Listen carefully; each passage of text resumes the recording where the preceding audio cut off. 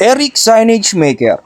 Yan! Kung ikaw ay naghahanap ng ganitong klase ng signage, mag-direct message lang sa aking FB page, Eric Signage Maker. Dito, subok na at quality pa. Yan ang ating signage for today ay acrylic type. Ito po ay mirror type gold at acrylic na diffuser ang ating gamit. At combination ng ating sticker cutout. Dito nga nilagay na natin ang ating sticker cutout.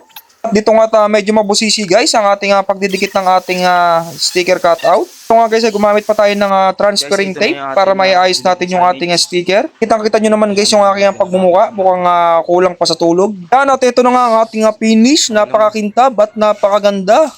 Yan, quality na naman ang ating signage for today. At ito nga ready na ang ating signage for installation. Yan guys at isang pitik lang. Nandito na po tayo sa ating pag-installan ng ating signage. Ito nga nagreklamo ng aking kapatid dahil hindi pa kami kumakain ng tanghalian. Yan at ito na nga ang kanilang pwesto.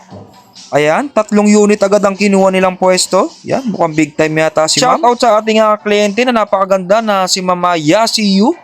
Tsaka kay Mama Winnie. Ayan, na ating kausap. Ito nga guys, napaka-smooth ng ating transaction. Dito nga guys, ini-install na natin ang ating signage. Guys, rinig na rinig ko yung kulunang tiyan ng aking kapatid. Dahil siguradong nagugutom na naman to. Dito nga guys, hindi muna namin tinanggal yung plastic ng ating signage dahil may nagkakabit pa ng kisame. Nakita nyo naman guys yung ating pagkaka-install. Yan, level na level. Yan, ginamitan natin ng level bar para nang sa gayon ay maganda ang ating pagkaka-install. Hello guys, so dalawang signage ng ating install ngayon. Ito yung ating mirror gold. So guys, yung isa oh.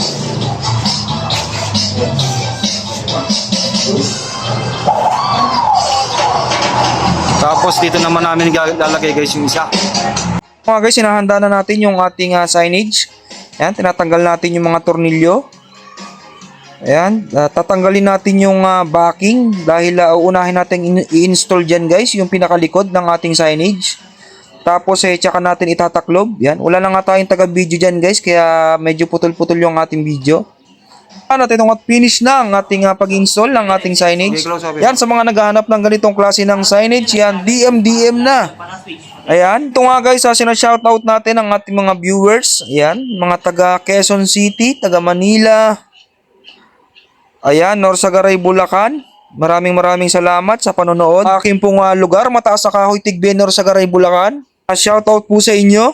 Dito nga guys, kahit saan sulok ka pa ng Pilipinas, i-install namin yan. Signage na legit at talagang pang matagalan. Eric Signage Maker.